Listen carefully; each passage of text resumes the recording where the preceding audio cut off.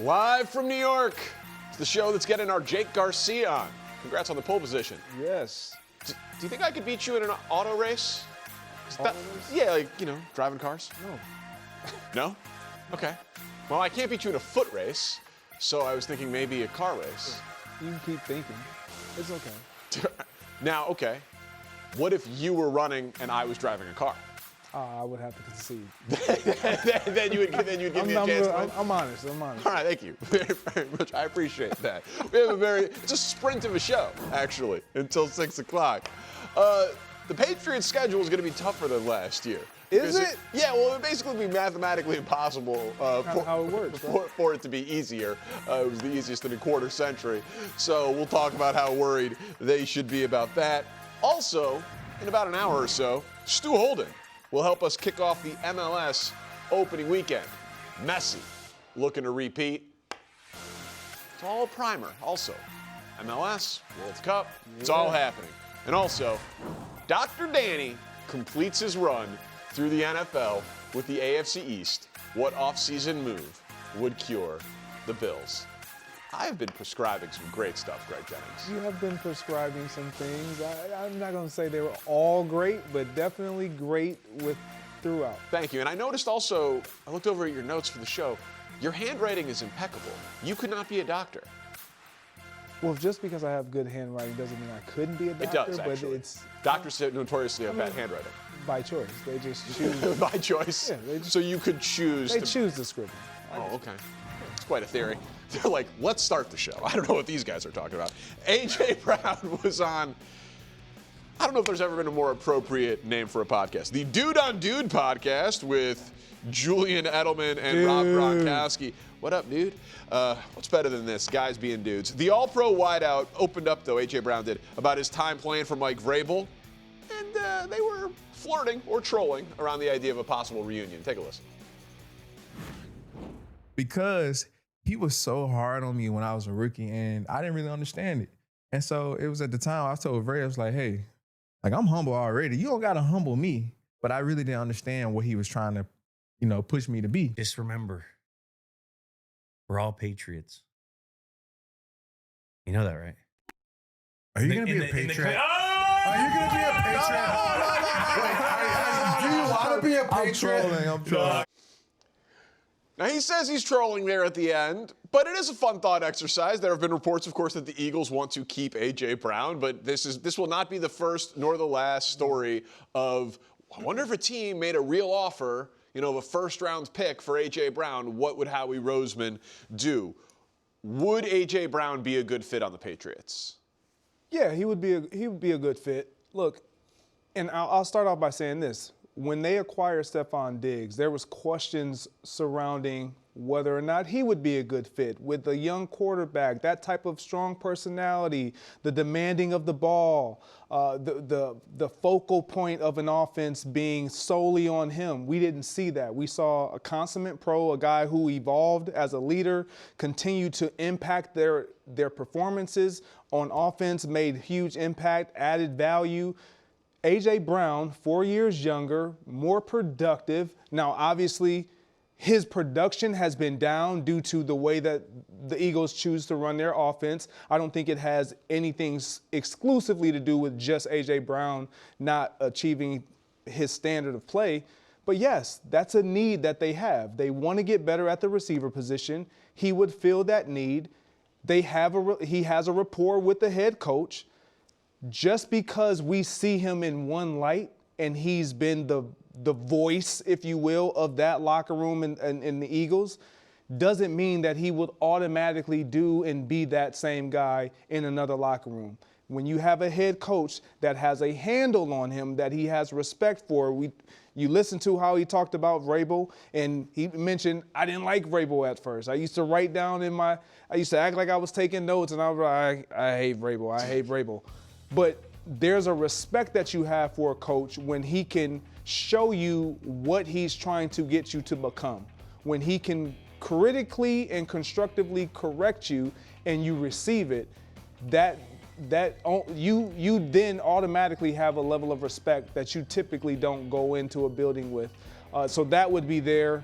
The only question that I would have is he's always been on an offense that has had an established running game. Now, the Patriots can run the ball. They don't run the ball like the Tennessee Titans did when he first entered in the National Football League with Derrick Henry, and obviously what we've seen with the Philadelphia Eagles over the past few years. But he would definitely be a good fit. If you have a good coach and a good quarterback, A.J. Brown would be a good fit. I like that. Like, honestly, like this is pretty simple. Like, we talk a lot about the noise with A.J. Brown. But I will let you in behind the curtains. It's really because it's good TV. Like, honestly. Of course. And it's like, oh, he did this on a Twitch stream on a Wednesday. Thank you for the content. Like, he produces. And his message is not like, I don't like my quarterback or I hate winning.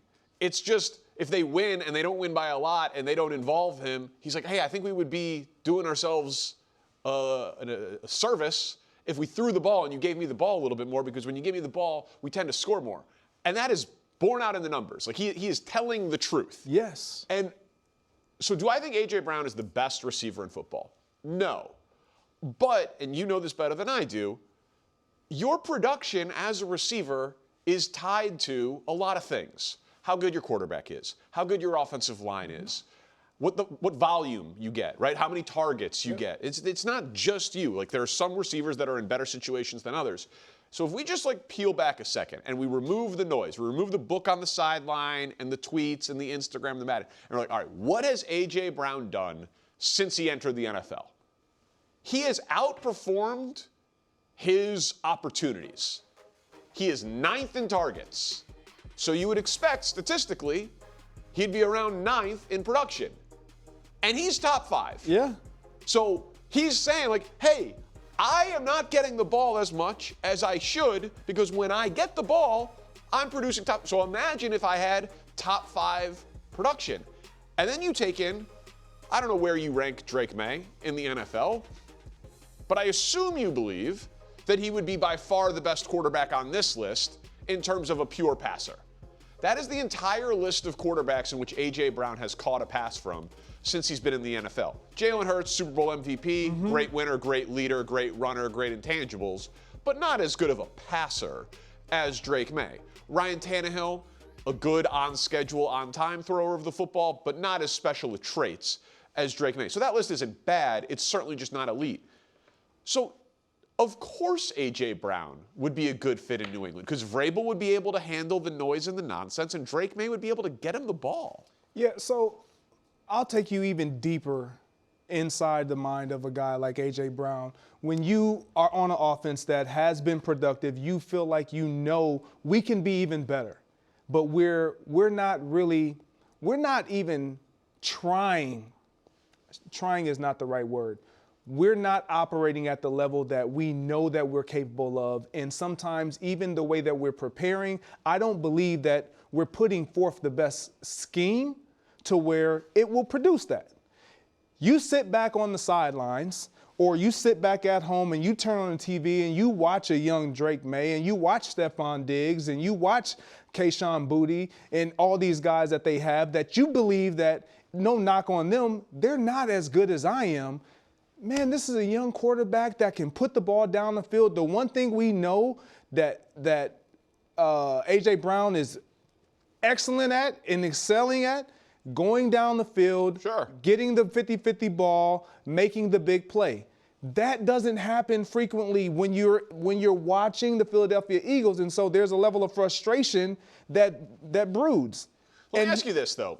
I've heard Wilds mention it, and he's obviously a huge Patriots fan, and Nick echoed it, and I haven't had the opportunity to talk about it with them on air, but I disagree. But they both seem to think that this would be a bad fit just because don't mess up a good thing. Don't risk messing up a good thing, as I paraphrase their opinions, in terms of the culture that the Patriots have. I don't look at A.J. Brown that way, but maybe that's a head in the sands thing, because there was plenty of noise around him, but he didn't have a lot of his teammates coming out and being like, man, we wish A.J. would not have done that. It seemed like he was the messenger for the locker room. Yes, and I've said this over the course of the season, there has to be that guy. There has to be that guy, whether he's going out in publicly and exposing into the media, that's different. A.J. Brown will choose to do that. Other guys who are that guy may not even do that, but there's always a voice in the locker room. A.J. Brown has no problem, no qualms with being that guy and viewed a certain way because he believes I'm still going to produce no matter what. I will say this. We felt the same way when the New England Patriots were tied to considering Stephon Diggs. Based on what we saw, how we saw him end in Buffalo, and then he went to Houston, had a great start to the year. We saw him begin to kind of tone it down, understand the moment and where he was in his career and what was expected of him and what he needed to be for that team in Houston. You go get Stephon Diggs and bring him to a Drake May. All his job, if you are able to fully lay out what the expectations we have of you for a veteran receiver coming into a locker room, they will deliver. He knew he needed to be a leader on that offense. He needed to set the tone in that unit, that wide receiver unit room. A.J. Brown believes the same thing. He just has to believe in the guy that's under center and the guy that's on the sideline calling the plays. And I also, and this is like, listen, I've been known to have a tone issue a time or two, according to my wife, but I would just say this, like, I've never thought that the message of A.J. Brown was off. Like, no. You can question, like, should you have done that on Instagram? Should you have done that on the Twitch stream? Was that the right thing to say after a win? Of course. Like, timing and all, but like, in terms of like the substance of the message that he was delivering, he's been pretty spot on across the board. Yeah, some of the, I wasn't a fan of the book. Still not. Sure. I wasn't a fan of the book. The optics just didn't look good. Sure. That's a reasonable opinion to have. You didn't But like then him when you reading a listen book during playoff But then games? when That's you listen reasonable. to his teammates, it was like, well, he's been doing it all year. That's what he's done. Yeah. That's how he's able to center himself. Certain players are comfortable being themselves. That is A.J. Brown. It's an admirable quality, honestly. It really is. And by the way, I still think he's going to go back to Philly because I think Philly knows it. Yeah, they're not letting him and go. they know They're not letting him go. They're better with him. But we have to stop pretending like A.J. Brown would just like sink every team that he goes to. Yeah. He won a Super Bowl last year. Speaking of the Patriots, this is fairly obvious, but the Patriots are going to have a much more difficult on-paper schedule next year than this year. And it's not just because it's a first-place schedule. That only affects a couple of games, but it's also just by the projected opponents that they are slated to face. Do you look at this as the type of thing, these are their opponents outside of the AFC East? So they get the NFC North, obviously, very difficult division, and they get the AFC West, very difficult division, arguably the two toughest divisions in football. Do you think this is something that should be massively concerning for Patriots fans? No. Okay. Like, we have to stop this. No. I approve the question. I don't think I heard in any year of me being in tune with NFL football, it talked about as much as last year of a team having an easy schedule. Not a single coach in my 10 years of playing has ever gotten in front of a team and said, guys, this year is going to be tough. We have a first place schedule. Or this year's I would not expect this that, year's going to be a lot easier. Yeah. We got a really laid up schedule, guys. We can take advantage of this. No. Your opponent is who your opponent is going to be. You understand you have to put together a game plan every single week.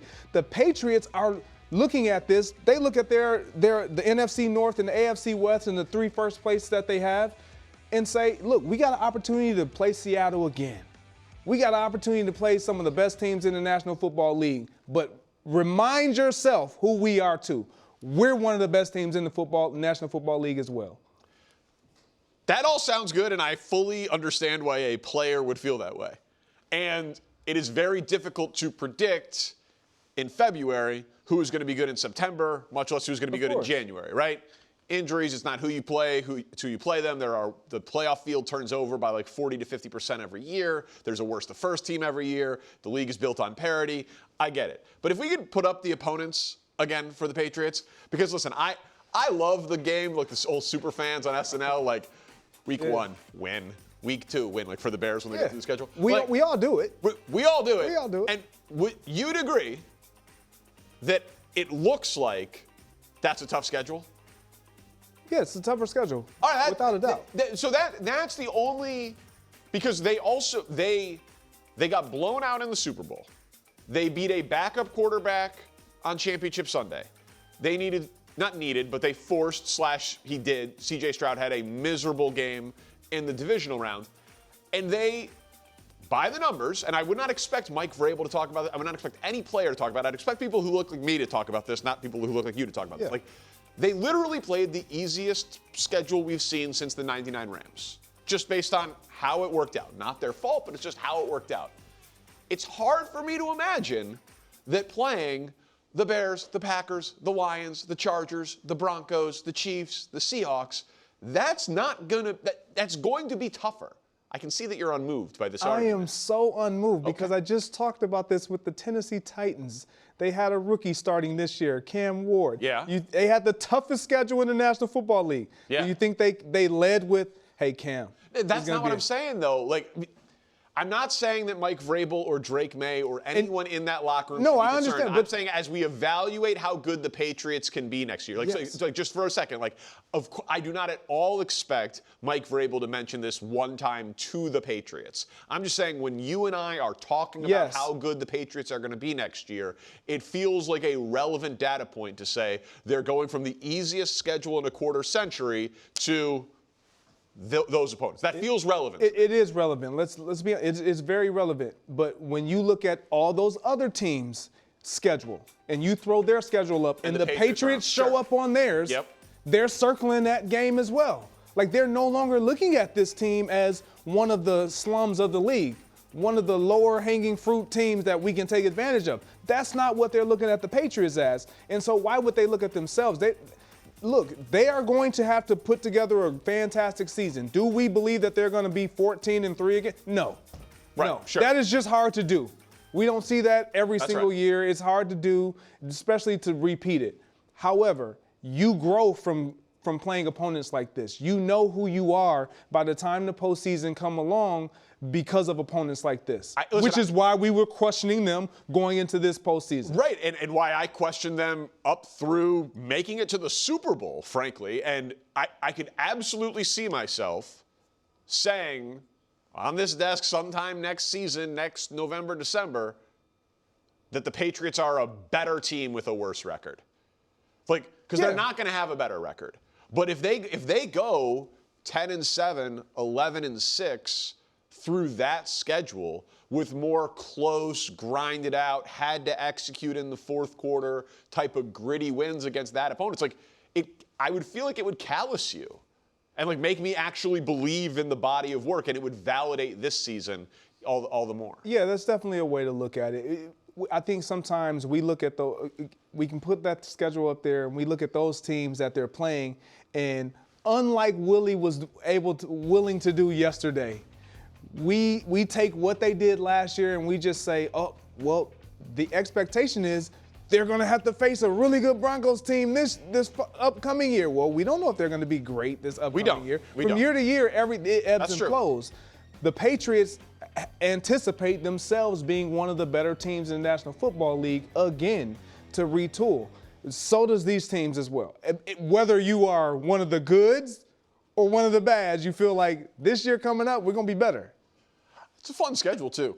It is. Like I said, I like playing the schedule game, but also they're a unique team to have made it to a Super Bowl. Because in what way? Well, I mean, Drake May was the youngest quarterback. Yeah, okay. Right. So he made it earlier than basically anyone had ever made it to a Super Bowl. Outside of Drake May, what makes them unique to have made it? The schedule. Again, since the 99 Rams. The path to the Super Bowl, playing a backup quarterback on Championship Sunday. What we overlooked, though, Danny, that is unique, isn't it? The 99 Rams did it. Drake May, the schedule, playing a backup quarterback on Championship Sunday. Answer this question. How many seasons since the 99 Rams and before was there a team that had the easiest schedule?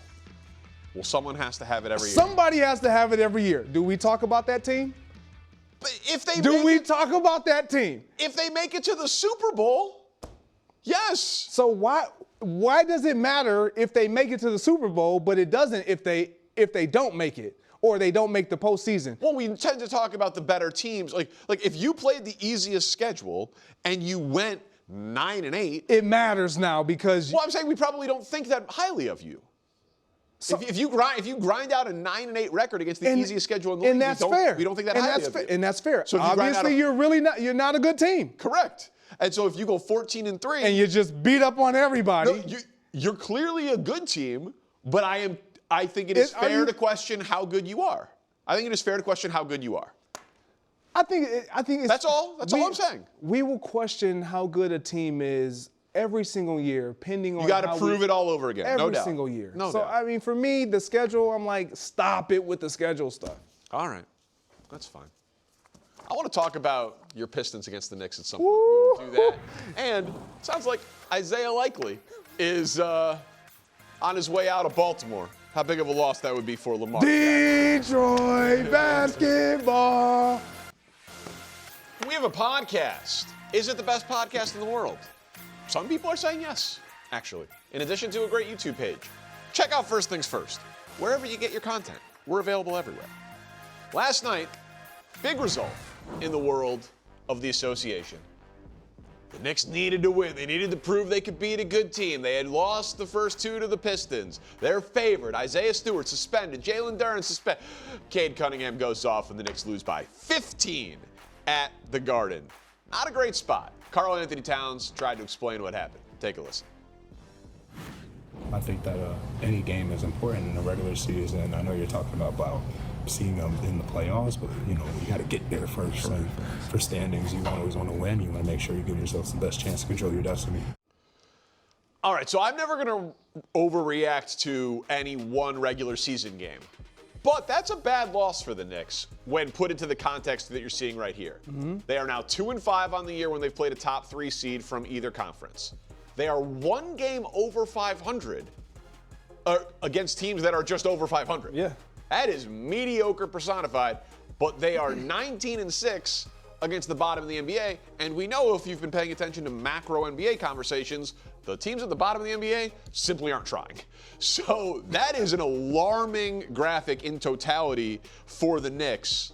You think it's time for the Knicks to hit the panic button? So I'm going to say no. Okay. I'm going to say no because we watched the Knicks last season struggle, specifically in the East, with the Cavs who swept them, the Celtics who swept them, and then we watched them get into the postseason and then turn into something different. So for that reason, I'm going to hold off and say, let's wait and see what this team looks like in the postseason. However, against that team, they don't want that problem against the Pistons. And for me, if you are starting to be a little unsettled, I think that's fair if you're a Knicks fan. Because, yeah. And the person that we listen to, Karl-Anthony Towns, is one of the main reasons, if not the sole reason. When I watch this team, I'm always blown away because you know what you have in Jalen Brunson. You know he's going to start and finish every game like a pro, like a champ, like a closer does. But you don't know what you're going to get with Cat. And I'm of the mindset and the mentality. Why don't we play through? If you are the Knicks, Cat, we got to start with you. We're going to play through you to start the games so that you can get going. Because the we old need school give the big man some touches. Yeah, because we know what we have in Jalen. We know he's going to get whatever he needs to get, and we know how he closes. Cat, we don't know what we're going to get with you from night to night. And when you're playing against a team like the Pistons, when they're down 2 of their bigs, the ones that give you the most problems, and you still have issues with Paul Reed and Smith, I'm sorry, Cat, you can't do those types of things. And so there's going to be a level of frustration if you are a Knicks fan, and rightfully so. I think the Knicks are drawing dead in the playoffs. I don't think they can win the East, but I felt that way before last night. They're definitely not winning the East. Oh, okay. Well, so then, it's panic button time because this was an NBA Finals or bust season. It was not a win in NBA Finals or bust season, but the expectation this year, after what they did in the playoffs last year and with the Tatum injury, was that the Knicks were supposed to make the finals. And when I watched them, They are the same. And Brunson is an incredibly likable player who plays very hard, who is a great closer. But I do not believe that when your two best players are defensive liabilities, but they have to be on the floor because they're your two best players in Brunson and Karl-Anthony Towns, I don't think you win multiple playoff series in terms of, like, I can beat all three to get to the NBA Finals.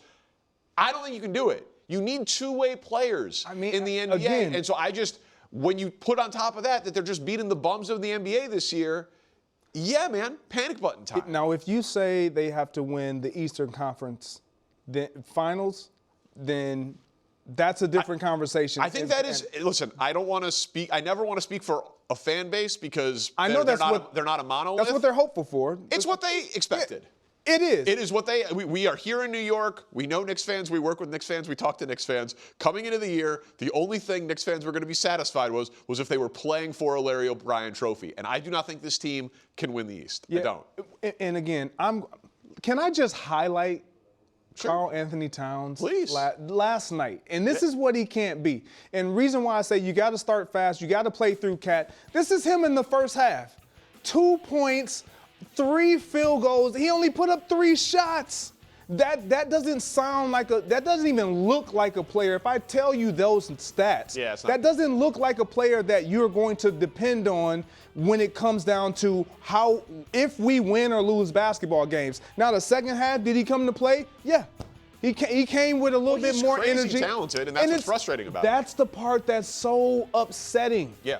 Because we know that there's that second half version of Cat in him, but we don't know if he can consistently provide that every single night against the elite teams. That's the problem. Jalen Brunson, I'll take what he isn't defensively. Of course. Because we know what he's going to do offensively. Especially in the fourth quarter. Yes. Yeah. And listen, I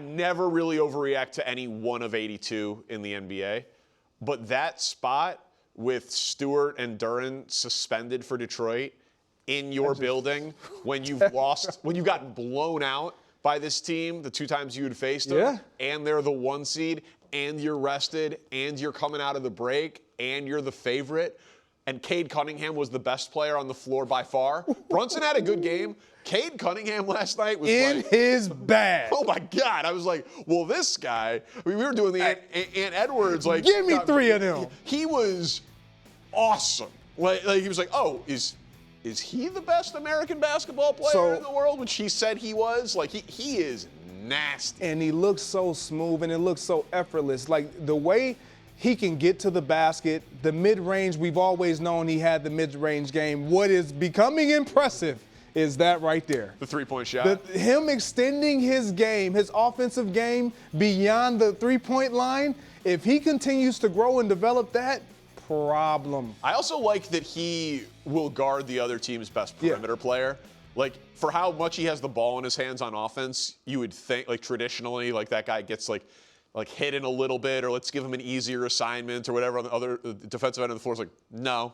And I know that's because he's young and that's their identity of the team. But he's a stud. And what I love about Cade is when you watch him play, and his teammates clearly love playing with him because he's a high-volume assist guy. Yeah.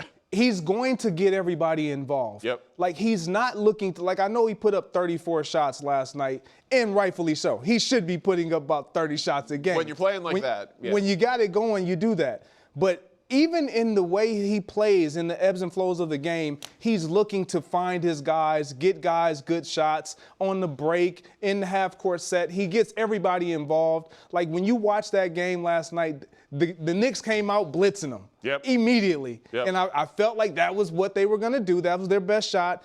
And Cade's just like, we got it. And everybody else, we cool. Regardless of who we don't have on the court, we better than this team. That's what's scary. Yeah, listen, I still have questions on whether or not they're ready, like, to win the East. Again, but here's the thing: if I say that the Knicks can't do it, thank you. What are we talking? Who's beating them? Listen, Cleveland, Boston, them. Here we go. With this. Like, just for me personally, those are the three teams that can win the East: Cleveland, Boston, and them. I'm including them. I don't think that's disrespectful. You're starting with Cleveland, and I am. I just know. Okay. No, because you're talking about a team that has guys that can get buckets on the offensive side. Now, obviously, Cade he's one of one. He's incredible. But their length, their ability to defend across the board, back court, front court, it doesn't matter. They have it covered. They're going to be physical. They're going to play bully brand ball. Listen, it's a compelling argument. Like that team last night without Stewart and Duren was very impressive.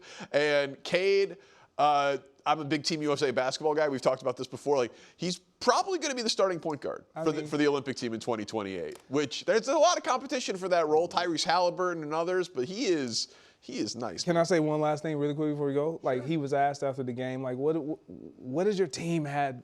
What has your team proven so far? You know what his answer was? Did you? I didn't see this. Nothing. He just simply said nothing. That's a guy who's what locked a revolutionary answer. We've proven nothing. Well, he's objectively correct. He understands. Oh, he has that right mentality. Yeah, absolutely. He got the right understands mindset. what we're going for, baby. Okay. The weirdest and the most wonderful. A lot of highlights last night. Time now for some weird and some wonderful, but really, it's all wonderful when you're talking Olympics. Because, Greg, we got to get you to a hockey game. Megan Keller, weird goal here, squeaks it through, brings home the gold for the Team USA women. Let's go. That is awesome. That is definitely wonderful. I definitely got to get to a game because I feel like I'm just... man lives in Minneapolis. He's never been to a hockey game. It is disappointing. I'm sorry, guys. It's just so, I mean, it's not the story with Team USA, but time to talk hockey with you. Give me Victor some. Wembanyama. Look at where he takes off on this dunk. This is the benefit of being 7'7". That's just ridiculous. Kind of like alien type. Kind of like an alien. Someone should make that comparison. Look at that length from Victor Wembanyama. Absolutely absurd. All right, let's move on here. Now entering the no bull zone, sponsored by Credible. Get great rates with none of the bull. So Isaiah Likely was with John Gruden on his podcast to speak about how he plans to attack free agency and what he's looking for in a new team and his value that he would bring. So let's take a listen. Well, my agent, what I told him was I just want to be able to, blossom. Like, I feel like, the last couple of years I've had a great, vet in Mark Andrews, where he's taught me everything to be, a star caliber tight end to the point where it's like now I feel like, I just want to be on a team where I could just get out there and, help a quarterback, help a team, be able to put as much points to the board as possible. So if he leaves, Greg, do you consider this a huge loss for the Ravens losing Isaiah Likely? It's a big loss. They've been able to win kind of with minimal production. I shouldn't say I say minimal in comparison to Mark Andrews because that's their primary tight end. That's why he's talking about when he uses the word. I told my agent I just want to go somewhere where I can blossom. That he wants to be a number one. I want to be a number one. He wants targets. He wants to be a number one. I want to be a featured tight end. And in that offense, that's not happening. Can I just go through some numbers real quick, and then I want you to more evaluate him? Because it surprised me. I was like, because you hear so much about him, and he does have 15 career touchdowns, and some of his plays are like, oh wow, that guy's big guy who can run. Mm-hmm. He's never had more than 500 yards in a season. Yep. He has never had more than 60 targets in a season. This past year, he had 1 touchdown and 2 fumbles and only 11 first downs. That's because he's never played over 60% of their snaps in the season. Last year he played, I want to say it was 56% of their snaps. This year it went down to only 48% of the snaps. You can't expect the level of production that he can provide. We know the talent is there. We know the skill set that he possesses. It's a classic eye test guy. Yeah, he is. He's and clearly it's like, good. Man, if he knows it. He's like, man, if I could, it's not a Lamar thing. I would say it was more of a Todd Monken deal where, you got the veteran guy who's always produced in Mark Andrews, who is the safety blanket, if you will, for Lamar Jackson, who he just can't break that. He can't break through that threshold. And rightfully so. Mark Andrews deserves to be the number one, but when you have a young guy that's right there, it's a hard decision to make. If I'm drawing up plays, am I going to say, Mark, you get this one, or Isaiah, you get this one? Sure. You're probably going to say Mark. So, like on paper, it's not that big of a loss, but I think when you look a little deeper at the Ravens and their situation, like, so Mark Andrews will turn 31. Correct. Week 1 of next year. Derrick Henry is 32. Isaiah Likely is gone. DeAndre Hopkins is 34. He signed a 1-year deal. He was their third in receptions, or in receiving yards, this year. So third and fourth are going to be gone, and number 2 is in his early 30s. And then we know that Zay Flowers is not a true number 1. A nice talent and has some real upside, but hasn't really produced like a true number 1. Like, they have, so I think bigger than just Likely specifically, they really do need to attack weapons. And they've got the 14th pick in the draft, which is going to be right in that range. Yeah, one of the reasons why he's a big loss, too, is because of how versatile he is. You can split him out wide. You can match. He's a matchup problem with, if you're trying to guard him with any safety, definitely you're not going to try to guard him with a linebacker. He's a massive matchup issue. But when you are a player and you have this type of talent and you know you possess it and your numbers are going down, and he wasn't productive. Even when he was in the lineup, he just didn't get the targets. He didn't get the opportunities. Like, to only have 37 targets all season long, like, for a guy like that, I know he only played in 14 games, but he had more catches than he had targets 2 years ago than he did this year. So he just felt like I was going to be a little bit more of a focal point in this offense, and when that doesn't happen and your time is coming up, it's like, I mean, now that Monken is gone, is there any chance they bring him back? So that's the question, because when you watch what Declan Doyle and obviously Ben Johnson was able to do with Cole Kmet, the guy who was there first, you bring in the young guy in Loveland, and Loveland emerged as their pass-catching guy, but you found a way to use both of them. You found a way to satisfy both of them. Maybe Declan Doyle can sell that. It would surprise. He's made $7 million, which is obviously for us normal people a ton of money. But my guess is he's going to try to get as many targets and as much money as possible. Classic thing in free agency. But there's this kid out of Oregon, Kenyon Sadiq. I don't know if you've seen much of him. He didn't produce a ton in college, but he's 6'3", 245. He looks like the type of guy that's going to crush the combine next week. I could see him being top tight end in the class and, like, learn from Andrews for a year, get in that system where they do really need the tight end, and he could maybe be Likely's replacement. I could see them targeting him in the draft if he has a good combine. If you are allowing Isaiah, if you're planning to allow, leave, you're definitely going to have to retool at the tight end position, because Mark Andrews, as you mentioned, getting a little longer in the tooth. He's still productive, but how sustainable is that productivity, and when is it going to start to drop off? Well, listen, I already diagnosed all the issues with the AFC North. You got more? Well, no, they'll be coming up. The AFC East. The doctor's in the house, Greg. The doc is in. When a loved one is sick, you, of course, bring them to the best medical professional possible, and maybe you explore a second opinion. When you want the best help for your NFL team, no second opinion is needed. You bring them to Dr. Danny. Done every division this week, except for the AFC East, and people have been asking, Greg, for my credentials. I graduated summa cum laude from I Know Ball University. I know ball. That's right.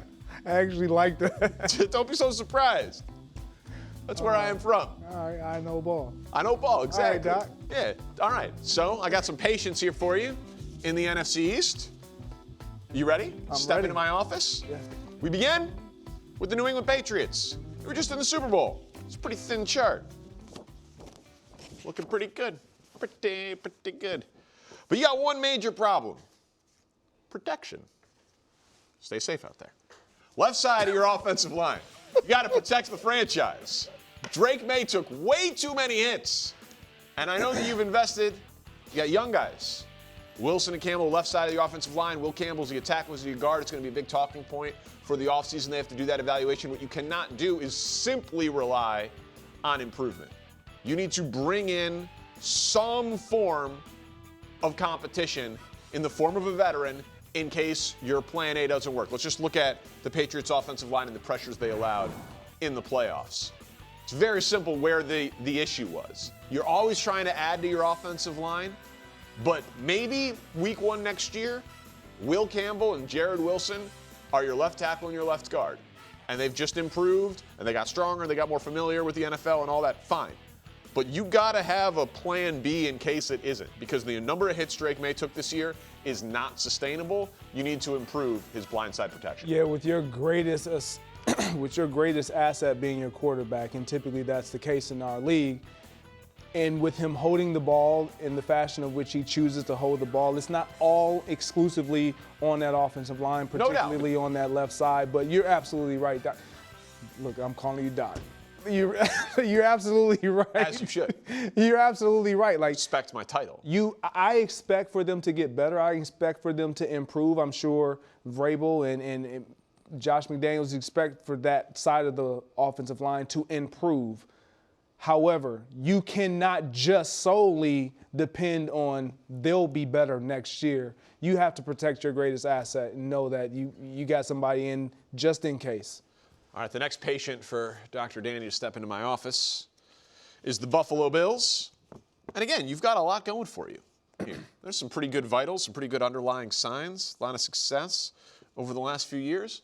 But one thing, as we trend, charts in the medical profession, one thing is trending in the right direction or the wrong direction, and that is your wide receiver production. So my prescription would be to win the arms race and sign Alec Pierce. Everyone's going to be trying. I expect him to leave Indianapolis. Other teams, I mentioned him as a possibility, but he is a sound route runner with good hands. And if we look at what Buffalo, we talk about that chart in terms of their production, back in 2020, no team got more production from their wide receiver core. And then it's just steadily going the wrong way. You cannot rely. How many times did we refer to Josh Allen as Superman? It's unrealistic. You've got the offensive line, you've got the running back, you have the quarterback, you have tight ends. Get him someone who can be a legit number one there, and he'll do wonders in Josh Allen's offense. Yeah, it's no secret that they need help outside the numbers at the receiver position. Like, I think in their defense, some of those numbers have trended down in the wrong direction, if you will, because of the emergence of a James Cook and the value that he possesses in that offensive passing game. Absolutely. But you also throw the ball to James Cook a lot more. But you definitely got to add a piece on the outside, maybe 2 pieces on the outside, because it's not just going to be a one player fixes and resolves your issues on the perimeter position. But Alec Pierce would be a great addition. I don't know if the Colts let him go. I don't think they want to, but I'm expecting them to have to use the franchise tag to begin negotiations with Daniel Jones, and so that would give Alec Pierce a chance to sign. And I would think if you get to the open bidding, someone's going to be able to outbid the Colts. All right, the next patient.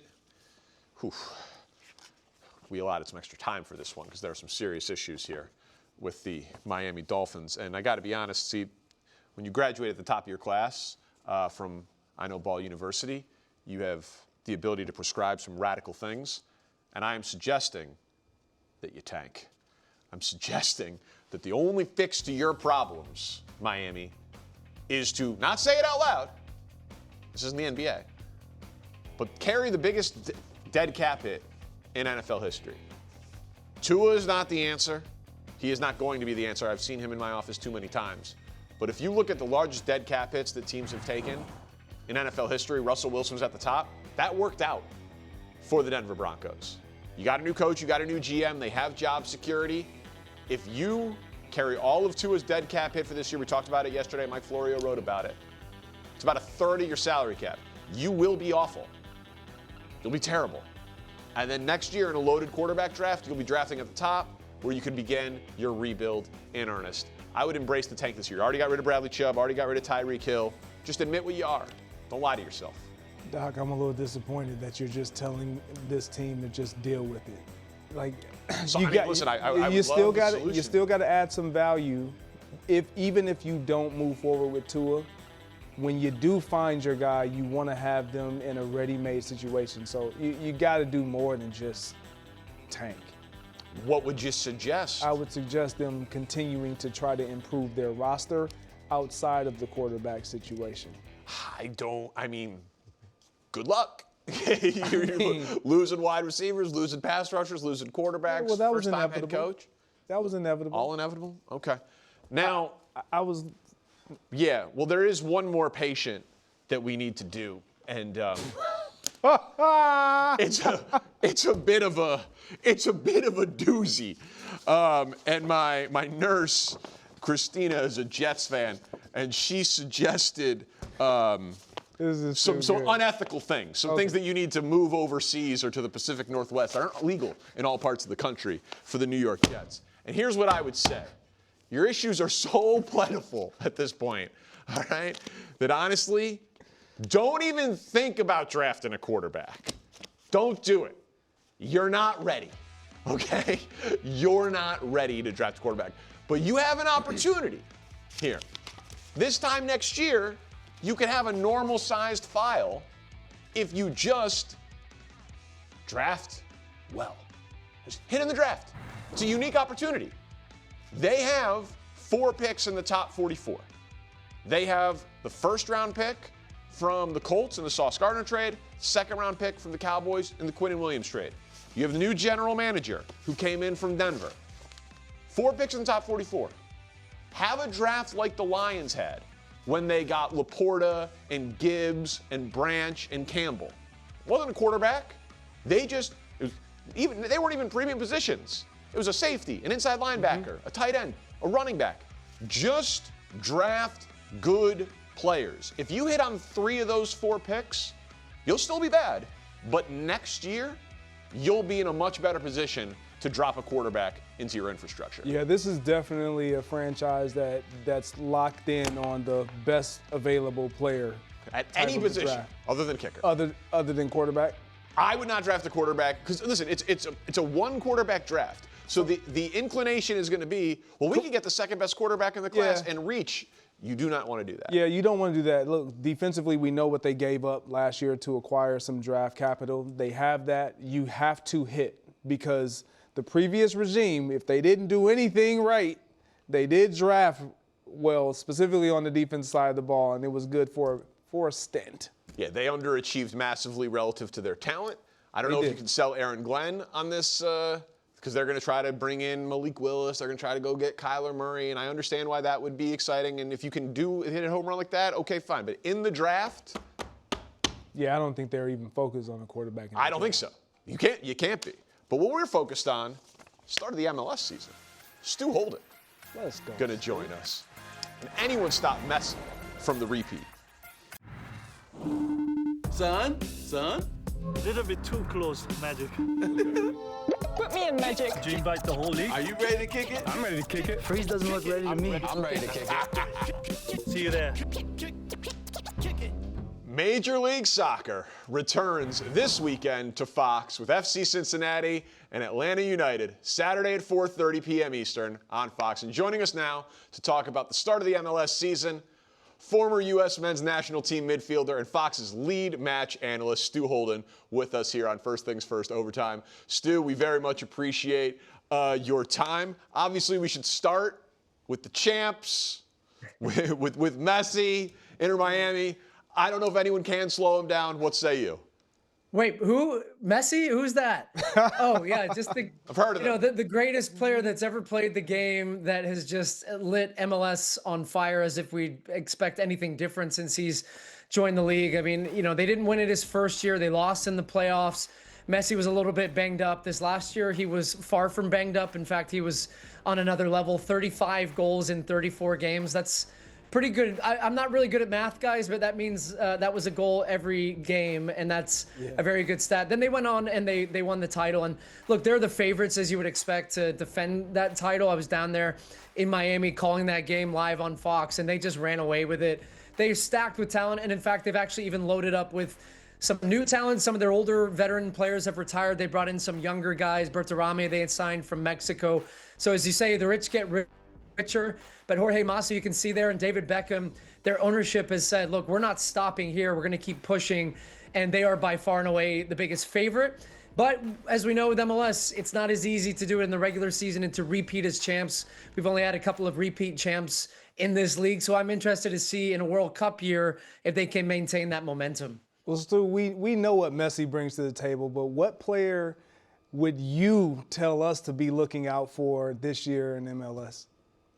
One of the fun trends in MLS over the recent years is there's some real stars in this league now. And one that I have loved watching who came the middle of last season was Son Heung-min, who plays here in LA for LAFC. And he and Denny Bouanga, who's an MLS former MVP, Golden Boot winner, top goal scorer, the two of them have formed a really great partnership. So make sure you watch Son more this year. He scored some free kicks. He's lightning quick in the transition. He's also super motivated because he'll be playing in a World Cup with South Korea, and they were drawn in Mexico's group. So that's going to be a lot of fun for him playing games here in North America. And then, Greg, I know you're a Minnesota guy, man. James Rodriguez. I was going to ask. Yeah, look, man. There's a lot of excitement surrounding James. You got the Colombian superstar who like turns it on every time he plays for Colombia. Ends up signing for Minnesota United, which, look, no disrespect to Minnesota United, but over their history, they haven't signed a player of this type of caliber. No. And it was kind of a little bit of a head scratcher for some of us, but like, what a statement of intent for Minnesota, and so cool to have a player like James Rodriguez who will be playing in MLS this year. Stu, obviously, it's a World Cup year. We're all counting down the days. It's hanging over the whole soccer world. It's going to be the biggest event possible.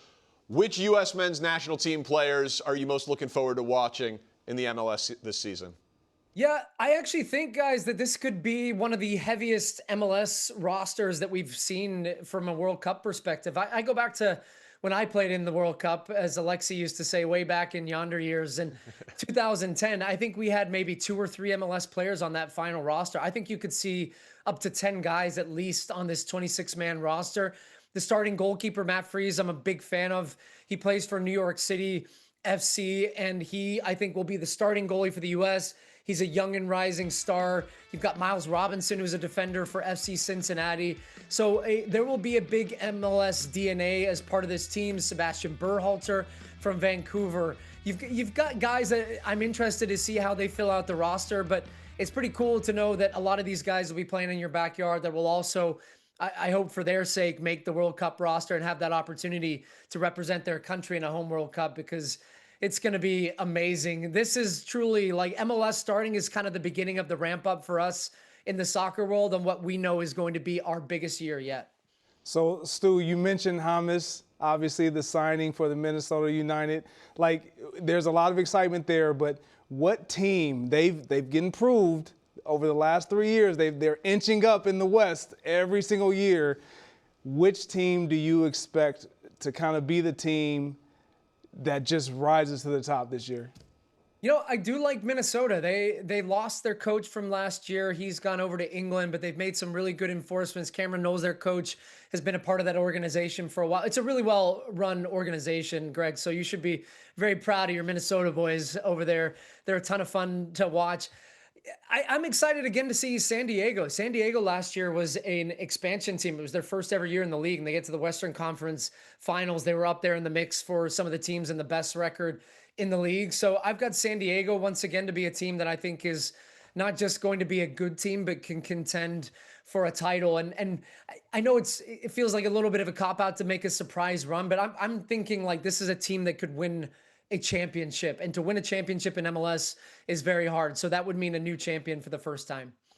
So obviously, again, we're excited for the MLS starting up tomorrow, but the World Cup is going to impact every soccer league around the world. We know there's going to be a break in May. What is the impact on the World Cup on MLS in terms of what fans should be expecting? Hey, guys, we've been talking about this World Cup for 15 years. Is that all? I mean, yeah, at least, right? Coming back to North America, this is going to be not just the biggest soccer event. It's going to be the biggest sporting event the world has ever seen. And MLS is making sure, look, it's taking an early break. It's going to take a break all the way through till right before the final, which is July 19th. So a lot of players, not just American players, but a lot of international players will be playing in the World Cup. So you're going to see these players that play for Atlanta, Cincinnati, Miami, Philly will all be representing their countries. But it is a moment where all of us, anybody touch point to soccer in this country, has to make sure we're doing everything we can to try to make new fans, those fans that come, keep them involved in the game. The last men's World Cup that we hosted in this country was 1994.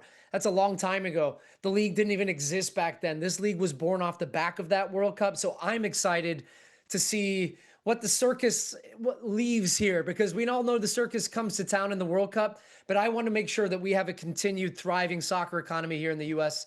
once that World Cup is done. All right, Stu, you got to give us a bold prediction and don't back out. Yeah, I know. See, these ones are hard to quantify. Like, what makes it bold? So, Inter Miami, if I pick them to win, that wouldn't be a bold That is not prediction. bold. No, that is exactly. No, I'm going to give you a bold prediction is that we're going to see a new champion in MLS for the first time ever. I'm going to go with FC Cincinnati. They have been a team that has been pushing so close. I don't think they made the playoffs the first 4 seasons they were in MLS. They've been getting better every year. I think this could be their year. So I'm going to pick a new champion this time, and it's going to be FC Cincinnati. And of course, they play tomorrow to kick off the season. I tried to tee you up, Stu, and you swung and missed. I was looking for a specific answer. Yeah, 4:30 Eastern. Make sure you watch it. Stu, great stuff. We can't wait to watch you. It's going to be a very exciting season, and we appreciate always your time here for us at First Things First. Thank you, Stu. Thanks, boys. See ya. Big night for the big men last night in the association. Victor Wembanyama led the Spurs blowout over the Suns, 121-94, just 17 points, 11 rebounds, and 5 blocks. Meanwhile, it was a crazy game, and I got more on that Spurs game in a second. It was a crazy game with the Nuggets and the Clippers. The Joker had 22 points, 17 boards, and 6 assists, but Denver fell 115-114 in a heartbreaker. So in this Spurs game, no player played more than 26 minutes, Greg. 13 players played. All 13 guys on the Spurs played double-digit minutes. I don't think I've ever seen that before. Yeah, and look, it's going to benefit this team the more they can get guys on the court. They're a young team. They want to see more guys play. They obviously have great depth. That's one of those teams that's got a chance, Danny. Very scary. And then the Nuggets game, Murray had 3 free throws to win at the end, and Mathurin talked a little trash to him. He needed to hit 3 to tie, hit the first 2, bricked the third one. Mathurin, it was his first home game with the Clippers since coming over from the Pacers, had a monster, had 38 last night. But the West is the power conference in the NBA, and I want to throw up the title odds here if you can, because it's reflected in it. The Thunder are basically the even money favorite. You bet $10, you win $13.50. Nuggets and Spurs right behind them, and then the Eastern Conference starts to enter the picture here. So, the odds makers would say there's a big 2, or there's a big 1, a 2, and then there's the gap, obviously, but all 3 of the top ones out west. So I guess my question to you would be, who do you view as the biggest threat to the Thunder, who again are basically even money to win the title? So for me, it's the Spurs. Like when you look at their backcourt, their youth, they can challenge them with Stephon Castle, obviously, De'Aaron Fox, Devin Vassell. Like they have guards that can not only play defend, but they can get buckets on their own. And we know who the alien is. We know what he brings to the table, and it's something about him playing against Chet Holmgren. There is something that comes out of him that's a little extra. He doesn't like that they get compared. Man, and it shows. He really doesn't like it. It shows. I absolutely love that. I love that he goes at him with that old school playoff intensity. But look, I really think it's this Spurs team. That's no disrespect to the Nuggets because they added depth from last year, obviously something that they needed with Bruce Brown, obviously Tim Hardaway Jr. Yep. Huge additions. Valanciunas might be the most important piece because when the Joker is not on the floor, you got to have a big that can do something for you. Yeah, they can't just get blown out when he's off the floor. Just try to play it to somewhere around even. So I get why the Nuggets are right there, but for me, it's the Spurs. So I think it's the Nuggets but I will fully admit that I have a little bit of confidence leaking from this take, and I will explain why. So just stay with me here for a second. Okay. Throughout NBA history, almost universally, you have to crawl, then walk, then run in the NBA Finals to win a championship. hold on. The best teams. I get it. Yes. LeBron had to deal with it. Michael Jordan had to deal with it. It is not a disrespectful thing to say that normally that's how it works, right? And the Nuggets, they have been there. They have won a championship. And they took the Thunder to the brink last year. Last year, we saw it. No one on the Spurs has played in the playoffs, like together, right? I mean, Victor Wembanyama has obviously not played in the playoffs yet. Dylan Harper, they draft him this year. I think he's going to be an absolute superstar. But like, so it is, by NBA history tells me that it's very hard to go from 0 playoff series wins to 4 in a row when you'd have to go through Joker and the champs with the Thunder. But the reason that I have confidence leaking in the take is because they have an alien. Yes. So I don't know if I can apply. But think about what I'm saying there. Like, I don't valid. know. He's different, but like that means he would also be different than Michael Jordan's path, than LeBron's path. Like it is not. OKC had to go through it. Oh, right. So I don't think that is disrespectful to Victor Wembanyama for me to say that his first time in the postseason, I still will give the benefit of the doubt to Nikola Jokic. I don't think that is disrespectful. I think that is totally in line with NBA history and who most people still think is the best player in the world. No, it's not disrespectful. But when you think about the type of player and that Wemby is, and that he's rules might not apply to him.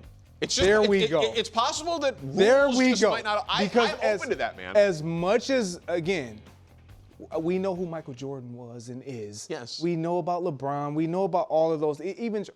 But we've never, and this sometimes get loosely thrown out there. We've never seen anyone like this. We've never seen anyone like this. It's like human evolution in basketball. And well, this is different. And again, if he takes his game up just a notch in terms of if he plays the way that he plays against Chet, against every opponent, every single opponent that steps foot across from him on the hardwood, if he goes at them that way, done. Okay, well, then it gets your bets in because you can get them at 11-1, and they were like 60-1 before the season. The other thing, and as someone who picked the Thunder last year, picked the Thunder this year, and I still do think the Thunder will win, and I think they're the best team, and I really respect how Sam Presti has built it, so I enjoy watching them. A thing that has been very good for basketball this year is that all of the teams that we would say are contenders, they all believe they can beat the Thunder. Like if you look at the Thunder this season against the Spurs and the Wolves compared to the rest of the West, like lump Minnesota in there too. Yeah. So the Spurs are 4-1 against OKC. The T-Wolves are 2-1 against them. And then the Thunder are 30-3 against the rest of the Western Conference.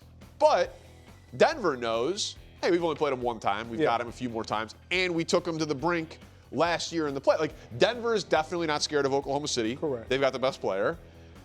The Spurs are definitely not afraid of them.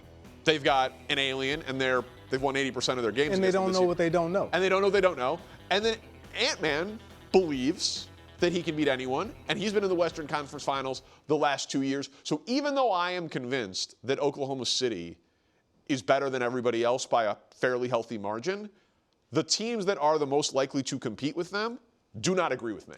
All three of those teams believe that they can beat Oklahoma City. Yeah, watching the Timberwolves, the one thing that glaringly stands out to me is when you have a team that fouls a lot. Yeah. And they obviously get to the free throw line a lot themselves, but they don't shoot the free throw percentage at a high clip. That's going to be problematic. That can come back to bite them in a long series where the game is shrunken to the half court. And you're going to have to play a defensive game, and you're going to be on the free throw line. Games are going to come down, like we watched Jamal Murray last night. They got to shoot the ball better from the free throw line.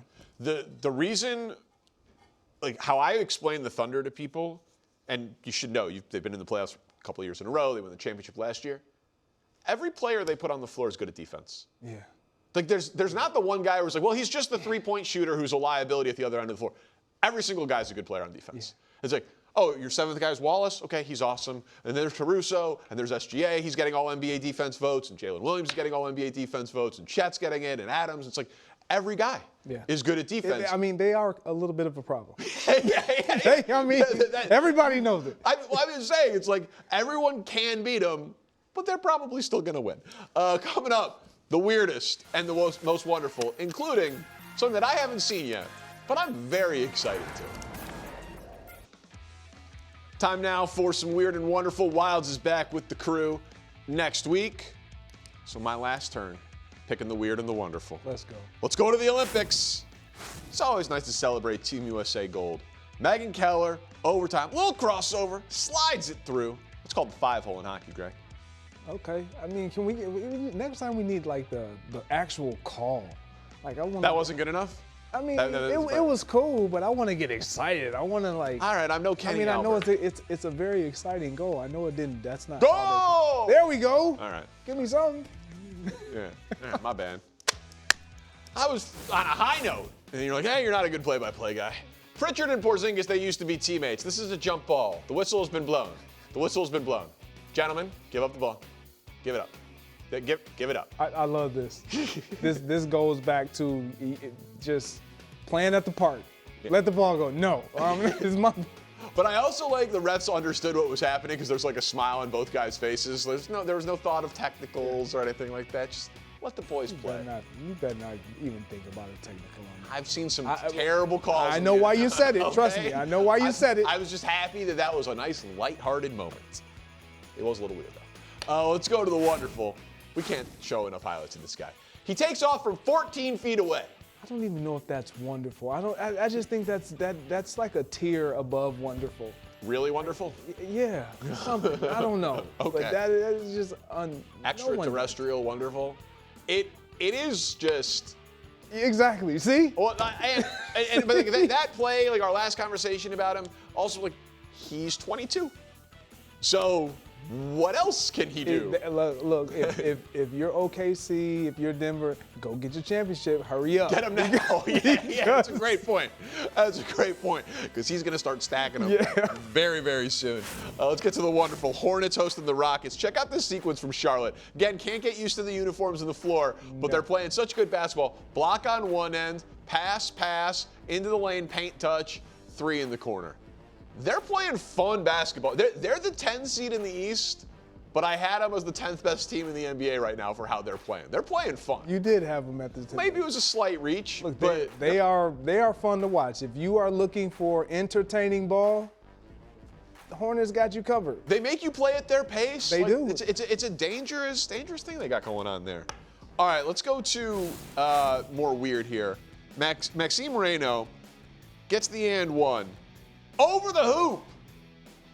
Give me the buckets. A horse shot. Let's go. Yeah, definitely a horse shot. Right? Yeah, absolutely. Every kid ever is like, let me stand on the baseline and try to arc this thing Look at Danny. You've done that. Yeah, PIG pig, man. Let's go. Absolutely. You got the eye? Of course. Okay, let's just make it sure. All right, now this last one I would say is wonderful. OT, we're on vacation this week, and the crew put together all the different hats I've worn. I dress up a lot on television. You do. I don't take this seriously at all. I think what we do is such nonsense. Oh, the dry ice. I missed that. Great in the cheese. I didn't like that one. Well, it was appropriate. My guys. I felt so secure. And then Dr. Danny in the house. Yeah. Very versatile. And you make them all work. Thank you. You make them all work, man. I miss my calling on SNL. Lauren. Give me a call. That's the best look. I've got characters. She has the best look. Regulations back next week. We're back in a week.